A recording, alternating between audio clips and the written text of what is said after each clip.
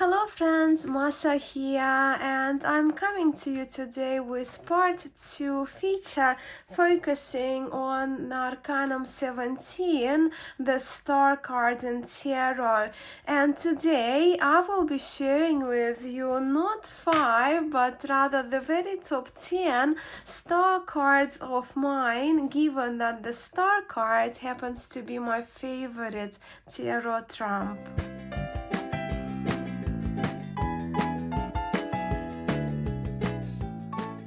So here, and it wasn't an easy task for me, but I narrowed them down. These are my 3 favorite star cards from the historic tarots, right? From the reproductions of historic tarots. This star is from the Jean Payen tarot dating 1743, so it's a 1743 version. The deck is handmade by Marco Benedetti, and this Jean Payen has become my favorite type 1 tarot de Marseille for the colors used in the deck, the very old but good quality wood blocks, perhaps oldest, if not like in the few of the oldest wood blocks we're talking here, together with the facial expressions. So no surprises here in me loving this L'Etoile card. Now next star, this one that you see is from the Francois Gassman tarot, and this is a Swiss tarot that dates back to 1840, and this copy was reproduced by Yves Renaud from Tarot de Marseille Heritage. When it comes to this card, I love how contemporary it looks and it feels. Well, the hairstyle is for sure. And with the wood blocks and with stenciling, this card is very finely executed, if you ask me. I love this card so much also for its charm, sweet charms, colors and the details like the flowery star shapes and the very well defined bird. And my third historic favorite star comes from a mass market deck from the Los Carabio versions that goes under ancient Italian tarot, but this is actually the Los Carabios version of the later 19th century tarot by Avondo brothers, which in turn was their version of the famous Carlo della Rocca tarot. But with this card, I mean, how can one not appreciate the delicate beauty overall of the Italian masterpiece of a star? I also very much adore the inclusion of an owl, which happens to be my favorite bird, and with the title of the card being in plural here, le stelle, meaning the stars. We are with a multitude of shining stars, way more than in Tarot de Marseille, right, in this card. But just look at the beauty of this young woman, the lusciousness of the landscape behind, the cloud, the night sky, the colors. This star card is, to me, is a true shining treasure. Now, as I have mentioned in the star cards throughout tarot history feature, which is linked for you below if you missed, because I featured over like 20, 30, if not more, representations of the star card, the strong model that we've seen in these 3 cards for this arcanum was established with the arrival of Marseille tarot. Well, if we discount the 15th century carry sheet Aquarius. But yeah, for that, refer to my other video. I don't want to repeat myself and take your time here.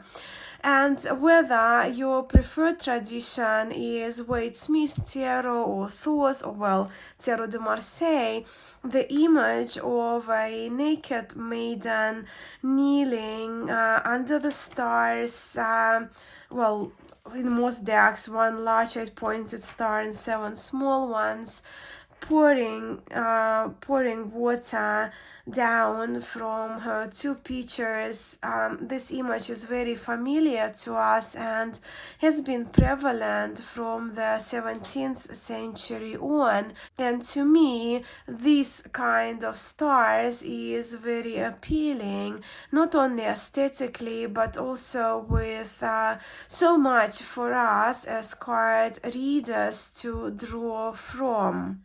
And with that, let me bring 2 more kneeling stars, kind of following the same pattern, same model, kneeling stars that I love. This beautiful L'Etoile is from Pablo Robledo's Marcella, the tarot, which is not puristically historic yet accurate in some way historically, as it was inspired by a number of historic Tarot de Marseille decks. I love the vibrant colors in this card, the sharp clear lines, the aged look, and every detail really I love in this card from the second Tarot de Marseille deck that I've ever had. And this star is possibly the most adorable star card in my tarot collection, and it comes from the Peep Speak Tarot by the very talented Zara, known as Kitten Chops.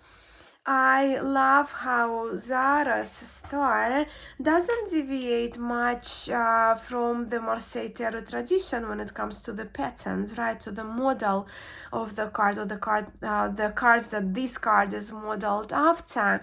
Yet the Peep Speak Tarot star is done in the sweetest style. Zara's art is so recognizable for, and I do very much love the night sky. Well, I do love it here, and the blue sky, darker sky in the ancient Italian tarot. And now that we have 5 my current favorite kneeling maiden stars pouring from 2 jugs of water down model, let me share with you my understanding of and associations I drew from key 17 in tarot.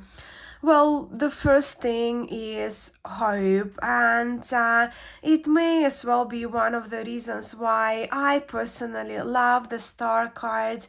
I am a very hopeful person always.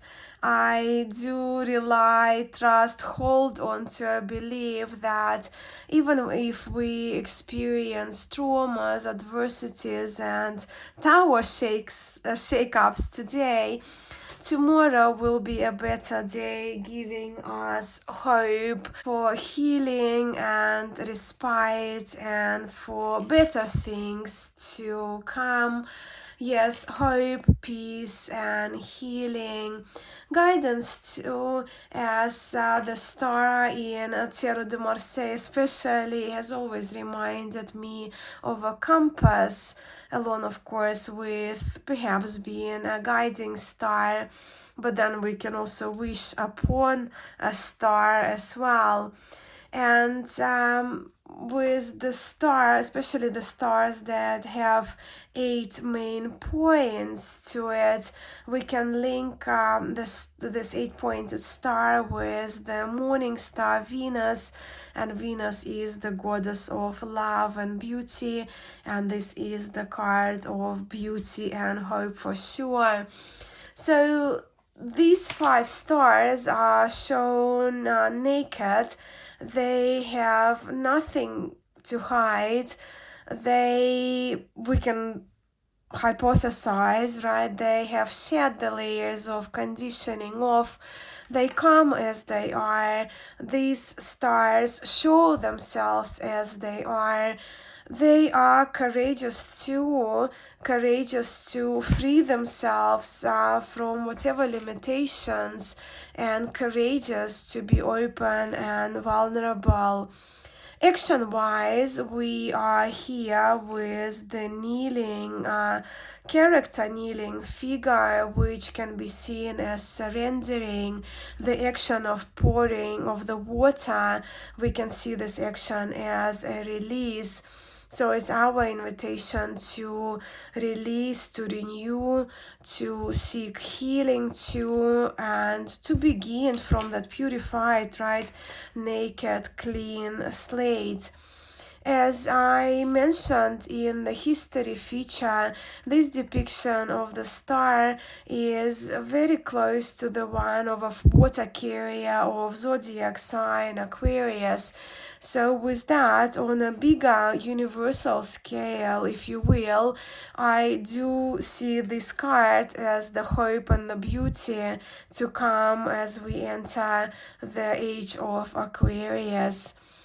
As I read pictorially, another thing, seeing nature is important to me in a star card, as it also invites that return to nature. And with the star being the image of beauty and the nature being of beauty, it's also this card, maybe depending on the context on the reading, right? But it may be the invitation for us to notice the beauty around us. But let me move these cards aside for now, and let me show you other representations of the star card that I love. So this star card is from the vintage Aquarian tarot from the 70s, and of course this tarot was illustrated by David Palladini, and my version is vintage on beautiful cardstock, this kind of luscious buttery cardstock with borderless backs. But this tarot has been in print, I trust, since its beginning, so it's still in print. Different cardstock, borders on the backs, but still in print. In this card, we are here with a peacock resting on a bush of berries. I love how the star and the peacock are oriented geometrically between the cliffs. And this portrayal of the tarot star has always exuded energy and radiance to me. Well, a peacock is a radiant bird, which is considered a symbol of beauty and rebirth. But since we are here with the radiance of the star that I've just spoken, that is captured in the Aquarian tarot, let me share with you the star card that is a high vibration to me.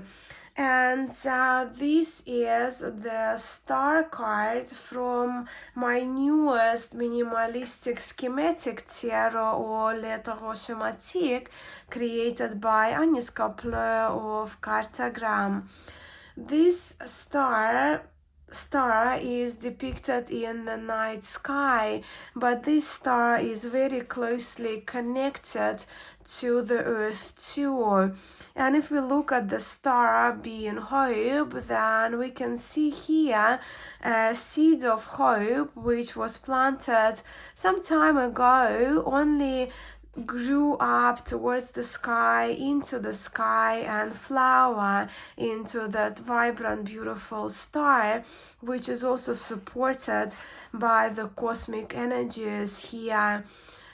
Perhaps even the star grows to be the guide of the universal flow, or influencing the universal flow.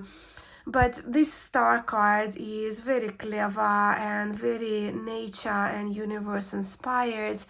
Definitely cosmic connection is present in this card, with the flow of lights resembling to me the auroras, aurora borealis, aurora australis, northern and southern lights.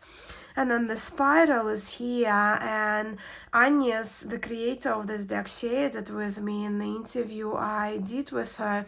This is the spiral. This spiral is the reference to the Fibonacci sequence expressed by Agnes's version of this Fibonacci spiral found in nature. And if we look at the star card to be the card of inspiration and creativity, this high energy star shows us that our capacity is not only limited to one star that can grow, but also the other offspring here is already coming up to the surface, has already began its growth.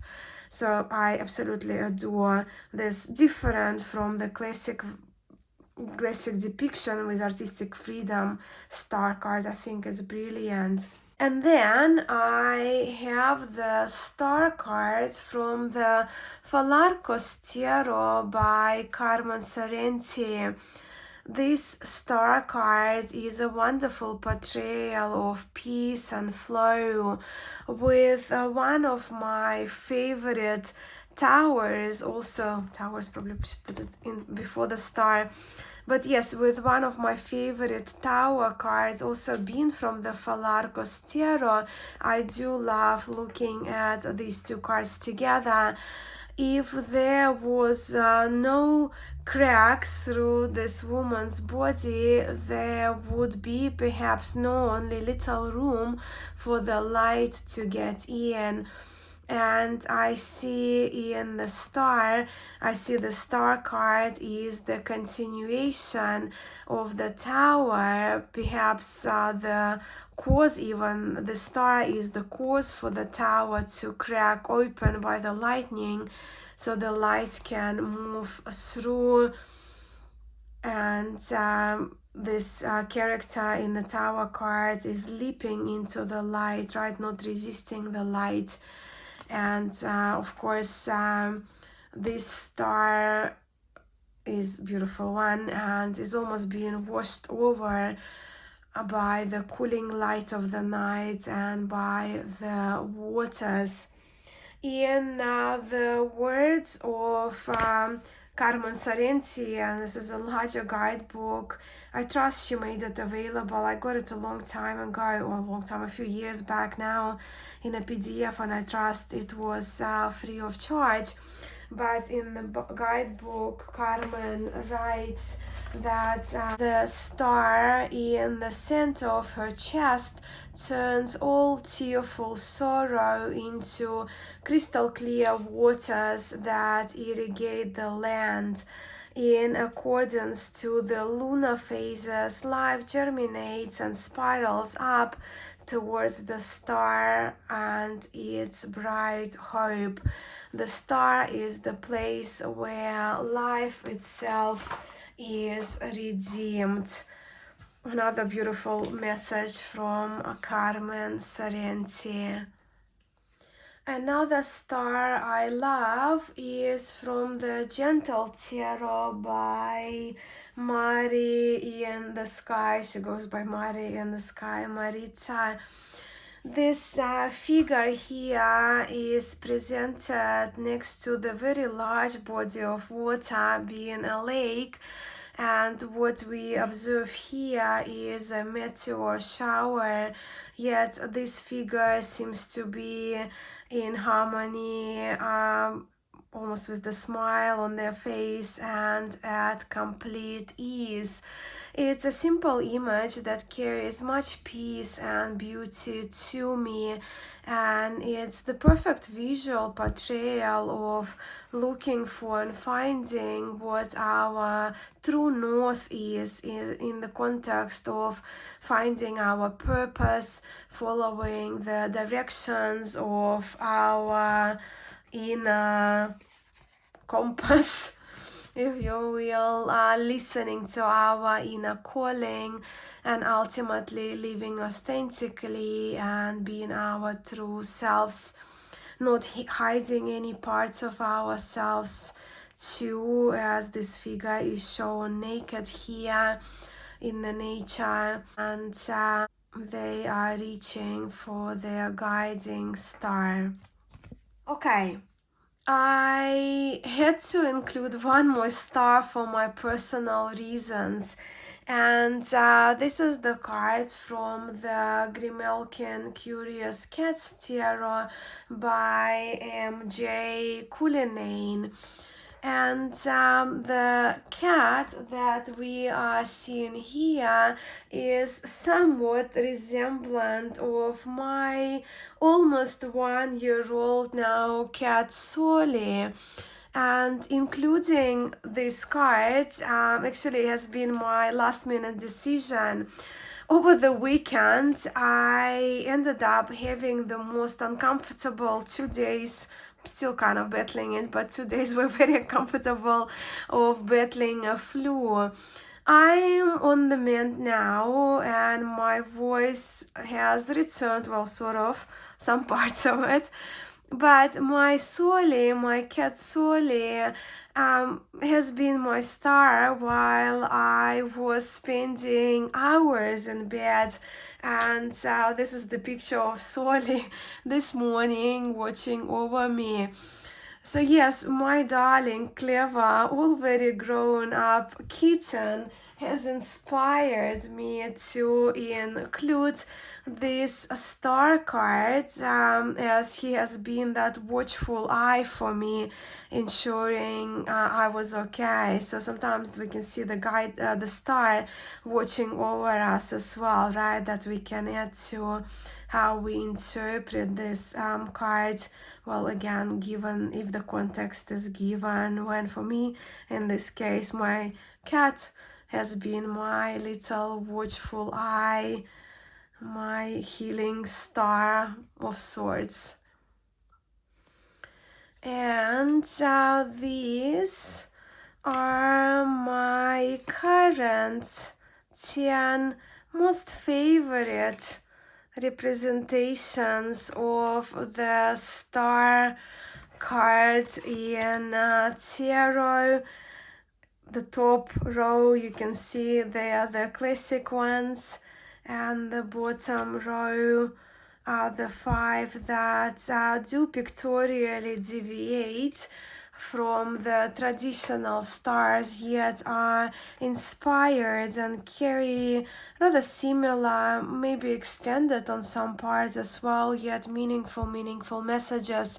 So please do let me know if we share any favorite star cards in common, and which out of these peaks of mine were most up your alley. Thank you so much for being here and for spending this time of your day with me. I am sending much love to you all, and I will see you soon here at Musings by Mascha.